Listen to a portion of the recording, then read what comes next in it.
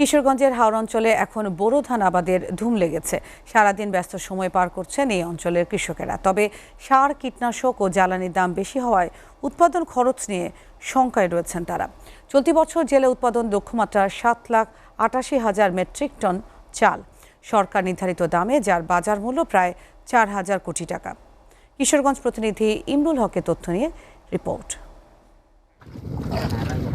কেউ বোরো ধানের চারা রোপণে ব্যস্ত, আবার কেউ জমিকে চারা রোপণের উপযোগী করে তুলতে ব্যস্ত, কেউ বা ব্যস্ত বীজতলা থেকে চারা উত্তোলনে।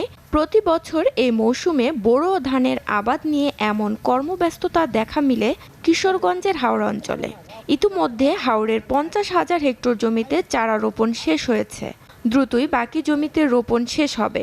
তবে সার, ডিজেল, কীটনাশকের দাম বেশি থাকায় উৎপাদন খরচ বেড়ে যাওয়ার শঙ্কায় সরকারিভাবে ধানের দাম বাড়ানোর দাবি কৃষকের।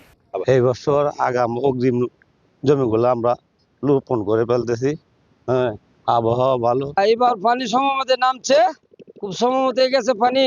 আবার হাল চাষ করে লোহা লাগাইতেছি। অন জিনিসের দর বাড়তি, অন কিভাবে ধানের যদি বাড়ায় যায় তো আমরা করতে পারব। সারের দাম বেশি, ডিজেলের দাম বেশি। সরকার যদি কমাই দিত তাহলে আমরা পোষাইতাম, পোষাইতো না গৃহস্থী করে। হাওড় অঞ্চল সহ সমস্ত জেলায় বোরো আবাদের কৃষকদের পরামর্শ দিয়ে পাশে থাকার কথা জানালেন জেলা কৃষি বিভাগের এই কর্মকর্তা।